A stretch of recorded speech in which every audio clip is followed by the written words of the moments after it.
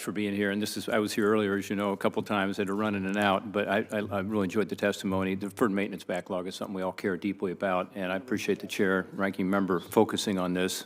During its second 100 years, this is our biggest challenge, as I see it. And it's huge. We have a number of park units in Ohio, as my colleague from North Dakota has indicated. One is the Cuyahoga Valley National Park, number 11th most visited park in the nation. We're very proud of that. We don't have as many parks as North Dakota, but even with us, that $12 billion maintenance nationally means that in Ohio it's about a $75 million backlog. So it's a big deal, which is one reason we did pass, as you indicated, Ms. McDowell, this notion that we should be able to get more money through a centennial challenge and also to give the foundation the ability to have an endowment. And Senators Murkowski and Cantwell were very involved in this. We passed our National Park Centennial Act at the end of December 2016, and then we also provided the Parks Foundation with the endowment to start reducing the backlog, and it's helped. We've been getting consistently about $20 million in appropriations every year. This last year, in the 2018 omnibus spending bill just a few weeks ago, we got to $23 million. We have leveraged a total of about $107 million in federal dollars into an additional $125 million in non-federal funds. In other words, better than one-to-one.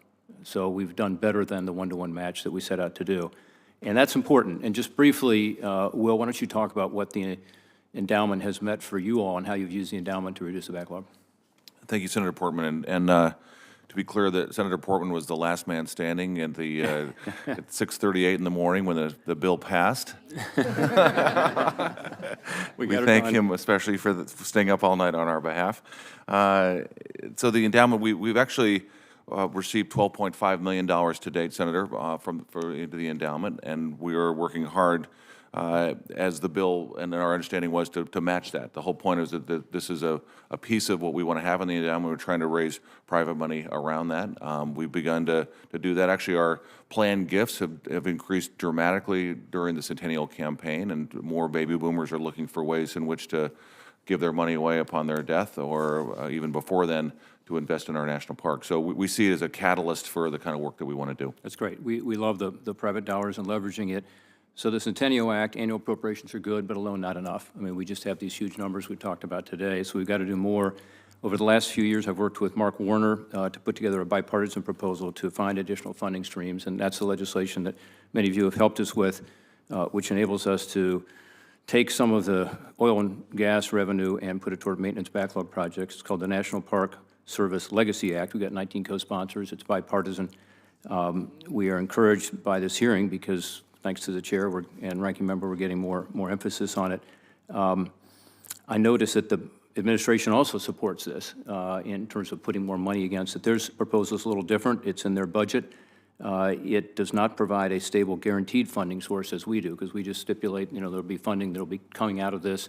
It doesn't affect Land and Water Conservation Fund. Mr. Ring will be happy to hear, but it does guarantee the funding. And I noticed earlier, Ms. Leonard, you talked about the need for consistent, certain funding. Mr. Ring, you talked about dependable and sustainable funding in your testimonies, and that's what our bill does. The funding in the President's proposal is only there if the estimates are wrong. Treasury makes estimates of how much revenue is going to come in from oil and gas, and if their estimates are wrong, then there could be some funding for this.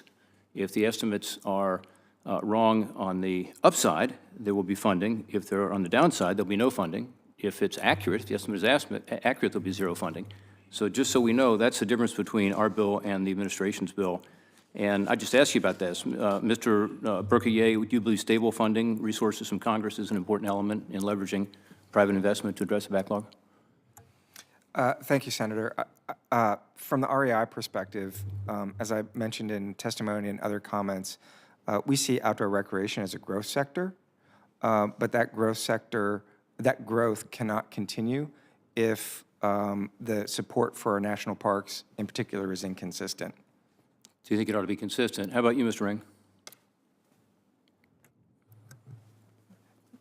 I would agree that it's incredibly important that the